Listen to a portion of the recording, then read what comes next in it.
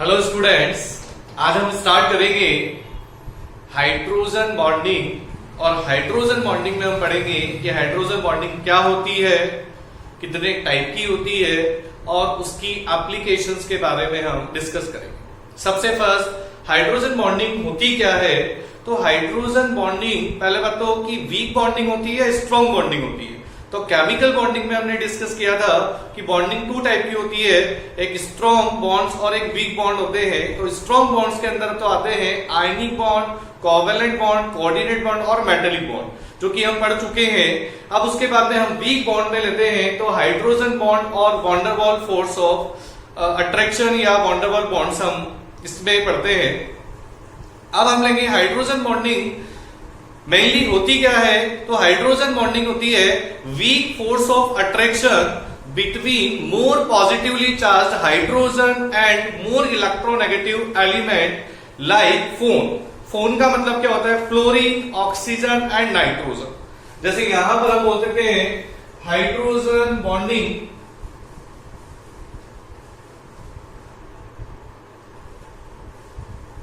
और hydrogen bonding जो होता है एक्स, यह मोर इलेक्ट्रोनेगेटिव एलिमेंट होता है और यह हो सकता है फोन में, हो सकता है फ्लोरीन, ऑक्सीजन, नाइट्रोजन और CCl3 से अटैच्ड हाइड्रोजन या CF3 से अटैच्ड हाइड्रोजन या sp कार्बन से अटैच्ड हाइड्रोजन। यहां पर यह एनी1 कुछ भी हो सकता है, x fluorine, oxygen, nitrogen, CCl3 या CF3 और sp। तो यहां पर इस पर पार्शियल नेगेटिव चार्ज आएगा क्योंकि इसकी इलेक्ट्रोनेगेटिविटी हाइड्रोजन से बहुत ज्यादा है, और यहां पर हाइड्रोजन पर कौन सा चार्ज आएगा, पार्शियली पॉजिटिव। तो more partially positive charge hydrogen and more electronegative element कोई भी हो सकता है, यहां पर मान लो Y है, और यह क्या क्या हो सकता है, फोन FON, या समटाइम हम क्लोरीन भी यहां पर कंसीडर कर सकते हैं, समटाइम क्लोरीन। तो मोर electro positive hydrogen and more electro negative element phone, fluorine, oxygen, nitrogen या समटाइम क्लोरीन के बीच में बनने वाले वीक फोर्स ऑफ अट्रैक्शन को ही हम क्या बोलते हैं, hydrogen bond.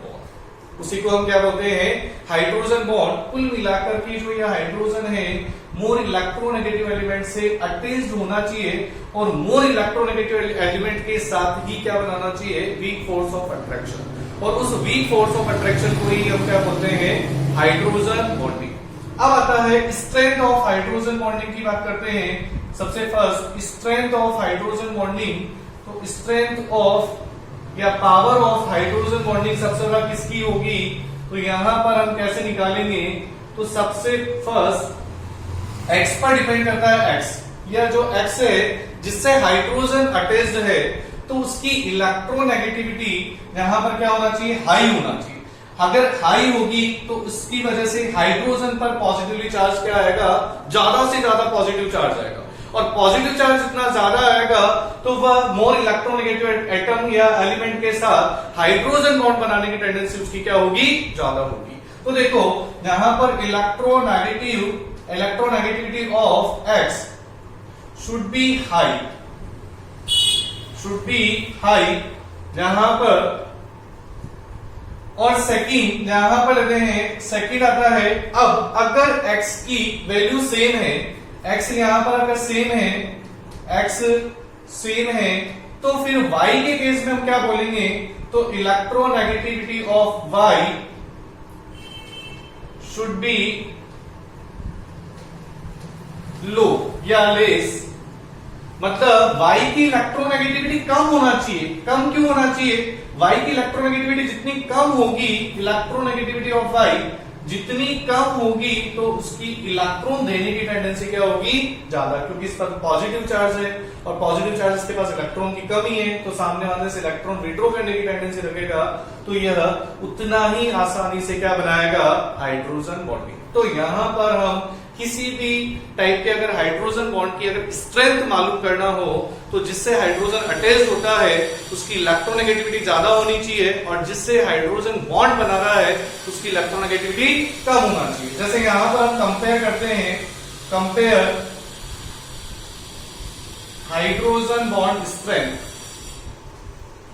Compare hydrogen bond strength. तो यहां पर जैसे मैंने लिया फर्स्ट ई ऑक्सीजन हाइड्रोजन और डैश डैश डैश, ये ऑक्सीजन के साथ में बना रहा है। बी यहां पर लेता हूं, यहां पर नाइट्रोजन सॉरी ऑक्सीजन और हाइड्रोजन डैश डैश नाइट्रोजन के साथ में हाइड्रोजन बॉन्ड बना रहा है। और सी यहां पर लेते हैं nitrogen dash dash dash nitrogen के साथ में हाइड्रोजन बॉन्ड बना रहा है। तो मेरे को ये बताओ कि सबसे ज्यादा हाइड्रोजन बॉन्ड स्ट्रेंथ किसकी होगी? तो यहां पर देखो ऑक्सीजन ऑक्सीजन दोनों में सेम है। अब ऑक्सीजन जिससे हाइड्रोजन बॉन्ड बना रहा है वो ऑक्सीजन है और दूसरे में नाइट्रोजन है। तो हमने बोला था जिसकी इलेक्ट्रोनेगेटिविटी कम होती है उसकी हाइड्रोजन बॉन्ड स्ट्रेंथ ज्यादा होगी। तो सबसे ज्यादा बी की होगी। बी के बाद में यहां पर ये देखते हैं ए ऑप्शन आ जाएगा और ए के बाद में आएगा नेक्स्ट सी। तो इस तरह से हाइड्रोजन बॉन्ड स्ट्रेंथ निकाल सकते हैं। तो हाइड्रोजन बॉन्डिंग क्या होता है? Weak force of attraction between more electropositive hydrogen and more electronegative element like as phone. उसके बाद हम डिस्कस करेंगे टाइप ऑफ हाइड्रोजन, लेंगे टाइप ऑफ हाइड्रोजन बॉन्डिंग। और टाइप ऑफ हाइड्रोजन बॉन्डिंग जहां पर हाइड्रोजन बॉन्डिंग कितने टाइप की होती है वो देखेंगे। टाइप ऑफ हाइड्रोजन बॉन्डिंग सभी को पता है हाइड्रोजन बॉन्डिंग दो टाइप की होती है। एक होती है इंट्रामॉलिक्यूलर हाइड्रोजन बॉन्डिंग और दूसरी होती है इंटरमॉलिक्यूलर हाइड्रोजन बॉन्डिंग। जैसे नाम से ही हमें पता लग रहा है इंट्रामॉलिक्यूलर हाइड्रोजन बॉन्डिंग मतलब इंट्रामॉलिक्यूलर मतलब एक ही मॉलिक्यूल के अंदर hydrogen bonding is form within a molecule is known as a intramolecular hydrogen bonding. उसी के बाद इंटरमॉलिक्यूलर हाइड्रोजन बॉन्डिंग में हम लेते हैं इंटरमॉलिक्यूलर दो मॉलिक्यूल के बीच में जब हाइड्रोजन बॉन्डिंग बनती है तो उसे हम बोलते हैं इंटरमॉलिक्यूलर हाइड्रोजन बॉन्डिंग। अब आता है यहां पर यह हमें लिया इंटरमॉलिक्यूलर और इंट्रामॉलिक्यूलर हाइड्रोजन बॉन्डिंग। तो सबसे फर्स्ट हम डिस्कस करते हैं intramolecular hydrogen bonding. Intramolecular hydrogen bonding और इंट्रामॉलिक्यूलर हाइड्रोजन बॉन्डिंग की एग्जांपल डायरेक्ट हम लेते हैं। Hydrogen bonding is form within a molecule. Hydrogen bonding is form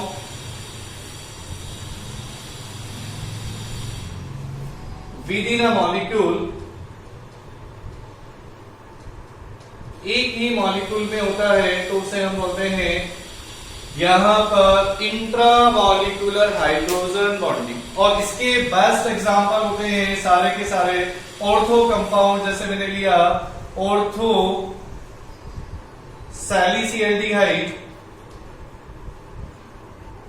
ortho सैलिसिल्डिहाइड ortho compound. जैसे यहां पर ऑर्थो सैलिसिल्डिहाइड में हम बात करते हैं डबल सिंगल डबल, यह OH फिनोल। और फिनोल की ऑर्थो पोजीशन पर अगर एल्डिहाइड जोड़ देते हैं तो उसको हम बोलते हैं ऑर्थो सैलिसिल्डिहाइड।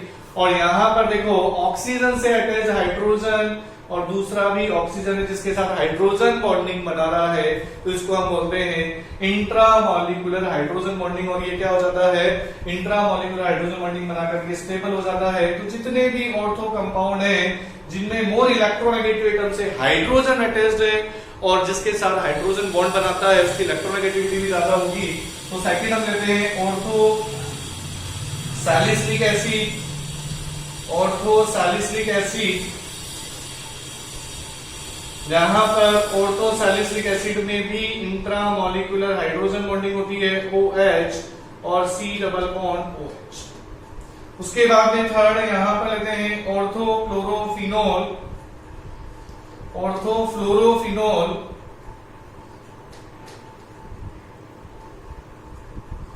ऑर्थोफ्लोरोफिनोल ऑर्थोक्लोरोफिनोल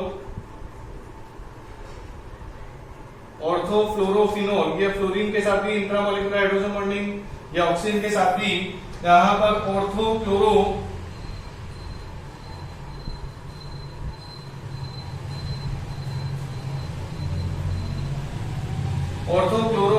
और ऑर्थोक्लोरोफिनोल में हम यहां पर ले लेते हैं डबल, यह OH और यह क्लोरीन, तो इस तरह से हाइड्रोजन बॉन्डिंग होगी। मैंने बोला था कि क्लोरीन भी कभी कभी हाइड्रोजन बॉन्डिंग में पार्टिसिपेट करता है या हाइड्रोजन बॉन्डिंग बनाता है। उसके बाद एक सबसे बेस्ट एग्जांपल जो हम लेते हैं इंट्रामोलिकुलर हाइड्रोजन बॉन्डिंग का, chloral hydrate.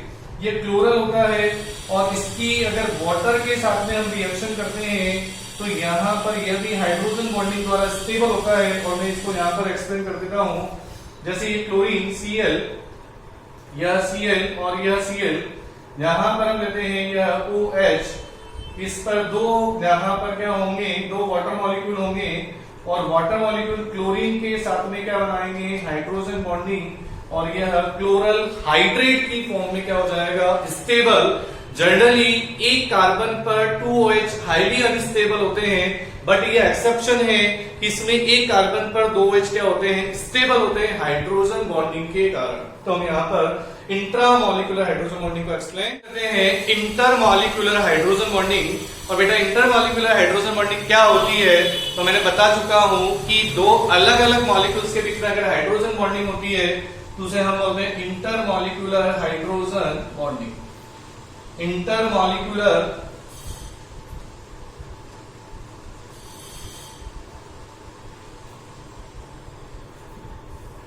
Intermolecular hydrogen bonding,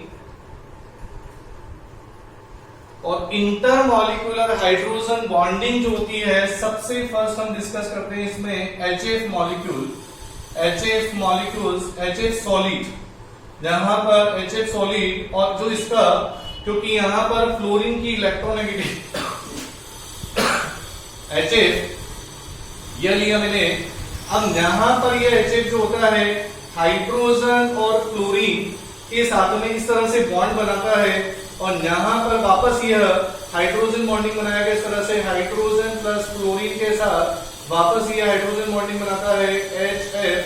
तो कुल मिलाकर के जो इसका स्ट्रक्चर आता है वो आता है एक तरह से जिग जैग स्ट्रक्चर। कौन सा स्ट्रक्चर आता है, जिग जैग स्ट्रक्चर मिलता है हमें। और जिग जैग स्ट्रक्चर क्यों मिलता है, इसका रीजन देखो कि जिग जैग स्ट्रक्चर में ये हमारे पास 3 लेयर्स बनती है इसमें, इसी स्ट्रक्चर में, और 3 लेयर्स में फर्स्ट लेयर में भी फ्लोरीन है और थर्ड लेयर में भी फ्लोरीन है। फ्लोरीन साइज में छोटा होता है, उसके बाद लॉन पेयर ऑफ इलेक्ट्रॉन ज्यादा होंगे, अगर जितना पास होगा तो लॉन पेयर ऑफ इलेक्ट्रॉन में रिपल्शन ज्यादा होगा, और रिपल्शन ज्यादा होगा तो वह, इसलिए उनको ऑलरेडी पहले से ही क्या रखा गया है, दूर दूर रखा गया है। फ्लोरीन यहाँ पर 3 लॉन पेयर ऑफ इलेक्ट्रॉन है, तो इसलिए यहाँ पर फ्लोरीन जहां पर फर्स्ट और थर्ड लेयर में आते हैं, और हाइड्रोजन का साइज छोटा होने की वजह से हाइड्रोजन कौन सी लेयर में आता है, मिड लेयर में। तो इस तरह से HF जो होता है सॉलिड फॉर्म में हाइड्रोजन बॉन्डिंग शो करता है, और यहाँ पर एक HF मॉलिक्यूल जो होता है 2 हाइड्रोजन बॉन्ड बनाता है, एक तो हाइड्रोजन के और एक फ्लोरीन के साथ। तो इस तरह से हम यहाँ पर बोल सकते हैं मैक्सिमम 2 हाइड्रोजन बॉन्ड। इसी तरह से अमोनिया, और अमोनिया भी सॉलिड फॉर्म में यहाँ पर एक लीनियर स्ट्रक्चर रहता है, ये अमोनिया मॉलिक्यूल है, इसमें 3 हाइड्रोजन है, और तीनों हाइड्रोजन जो होंगे वो हाइड्रोजन बॉन्डिंग करेंगे, लेकिन यहाँ पर ये नाइट्रोजन भी आगे वाले मॉलिक्यूल से हाइड्रोजन बॉन्डिंग करेगा, और यह इस तरह से NH3। तो यहाँ पर एक अमोनिया मॉलिक्यूल जो होता है वो 2 हाइड्रोजन बॉन्ड बनाता है। यहाँ पर कितने हाइड्रोजन बॉन्ड बनाएगा, 2। और उसके बाद में थर्ड हम लेते हैं यहाँ पर H2O या आइस, और आइस के अंदर वाटर जो आता है हम लेते हैं यहाँ पर सॉलिड फॉर्म में वाटर, और वाटर भी हाइड्रोजन बॉन्डिंग बनाता है, और एक वाटर मॉलिक्यूल जो होते हैं 4 हाइड्रोजन बॉन्डिंग बनाते हैं, और हाइड्रोजन बॉन्डिंग बनाने के कारण वाटर मॉलिक्यूल्स में गैप जो होता है वह बढ़ जाता है, जिसकी वजह से उसका वॉल्यूम बढ़ जाता है। इसलिए तो हम बोलते हैं कि जो आइस होता है वाटर पर क्या करता है, फ्लोट करता है, फ्लोटिंग करता है। उसका क्यों करता है, उसका रीजन ये होता है क्योंकि उसमें हाइड्रोजन बॉन्डिंग की वजह से कैविटी बन जाती है, या उसमें वॉल्यूम बढ़ जाता है, और वॉल्यूम बढ़ने की वजह से उसकी डेंसिटी क्या हो जाती है, कम हो जाती है। और डेंसिटी कम होने की वजह से वो वाटर पे क्या करेगा, फ्लोटिंग करेगा। तो यहाँ पर एक वाटर मॉलिक्यूल जो होता है वह 4 हाइड्रोजन बॉन्डिंग बनाता है। देखो यहाँ पर ये वाटर, यहाँ पर मैंने लिया, इसी तरह से यहाँ पर ये हाइड्रोजन और यहाँ पर ये लेते हैं हाइड्रोजन और ये हाइड्रोजन। तो देखो यहाँ पर ये वाटर मॉलिक्यूल इसके साथ हाइड्रोजन बॉन्डिंग, ये इसके साथ हाइड्रोजन बॉन्डिंग, ये इसके साथ ये इसके साथ हाइड्रोजन बॉन्डिंग बनाएगा यहाँ पर, और यह इसके साथ हाइड्रोजन बॉन्डिंग। तो एक वाटर मॉलिक्यूल जो होता है वह 4 हाइड्रोजन बॉन्डिंग बनाता है। यह 1 2 3 और यह 4। तो एक, और यहाँ पर यह एक इसके बीच का जो होता है हाइड्रोजन बॉन्डिंग की वजह से यहाँ पर गैप बढ़ जाएगा, और गैप बढ़ने की वजह से इसका वॉल्यूम इंक्रीज हो जाता है।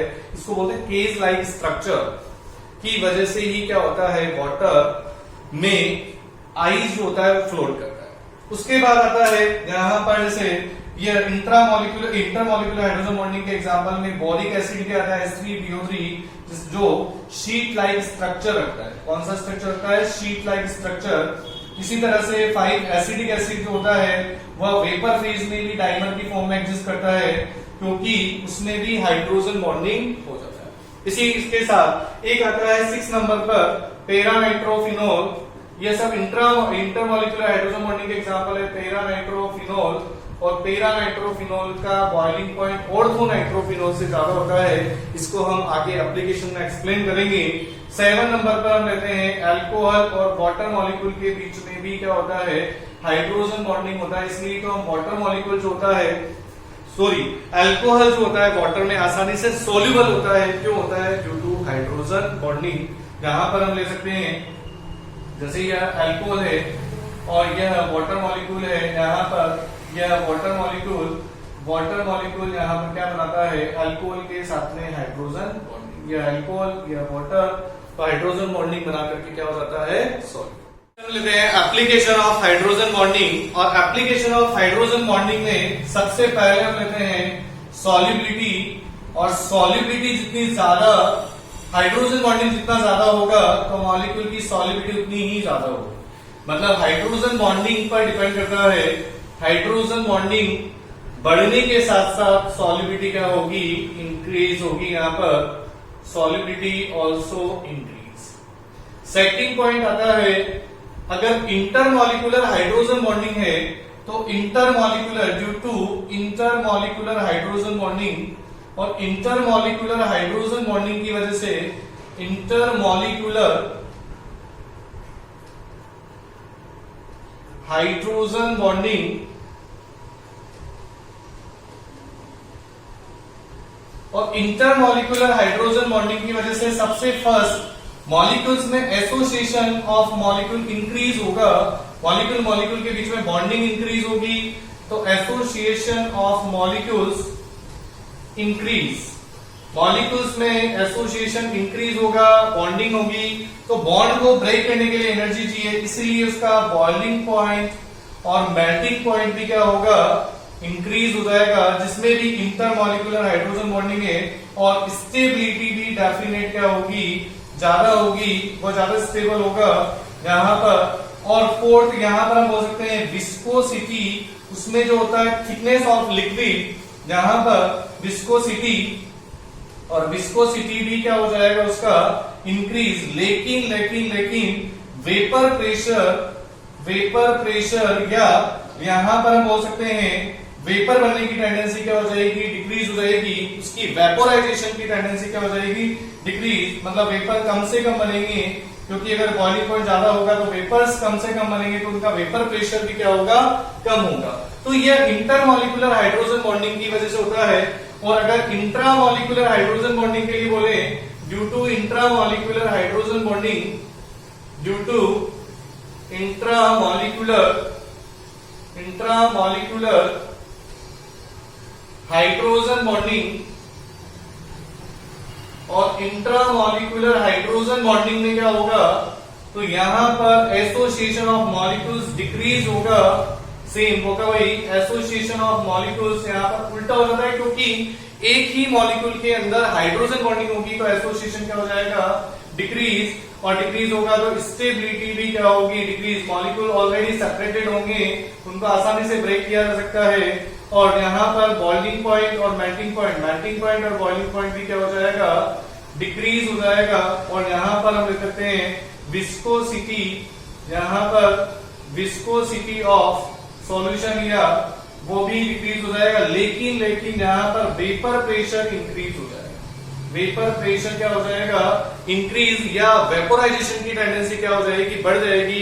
उसकी वेपर में कन्वर्ट होने की टेंडेंसी बढ़ेगी इंट्रामॉलिक्यूलर हाइड्रोजन बॉन्डिंग की वजह से। अब देखो ये दोनों चीजें हमने ली। अब इसी के बेसिस पर हम यहाँ पर बोल सकते हैं, इसी के बेसिस पर जैसे 15, 16, 17 ग्रुप के जो हाइड्राइड्स होते हैं उनका बॉइलिंग पॉइंट जो होता है जनरली ज्यादा होता है, जैसे HF, HCl, HI और यहाँ पर HBr और HI का अगर हम बात करें तो HF का बॉइलिंग पॉइंट सबसे ज्यादा होता है ड्यू टू हाइड्रोजन बॉन्डिंग। इसी तरह से H2O में अगर बात करें, H2O, H2S, H2SE और H2TE, तो यहाँ पर भी H2O का बॉइलिंग पॉइंट सबसे ज्यादा होगा, अपने ही ग्रुप में सबसे ज्यादा होता है ड्यू टू हाइड्रोजन बॉन्डिंग। तो यह आता है हाइड्रोजन बॉन्डिंग की वजह से बॉइलिंग पॉइंट इंक्रीज हो जाता है।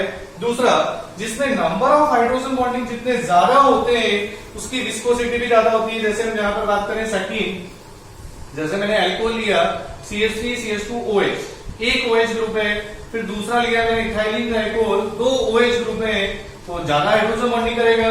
और अगर 3 OH ग्रुप है तो और ज्यादा हाइड्रोजन बॉन्डिंग करेगा यहाँ पर।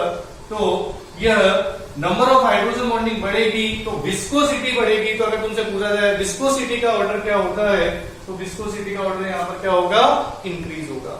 तो इसी के साथ हम, और एक और क्वेश्चन बहुत ही अच्छा कि HF जो होता है, HF is a solid at the room temperature, sorry, HF is a liquid at the room temperature while HCl is a gas at the room temperature। तो उसका रीजन भी होता है कि HF में क्या होता है, हाइड्रोजन बॉन्डिंग होता है, जबकि HCl में हाइड्रोजन बॉन्डिंग नहीं होता है।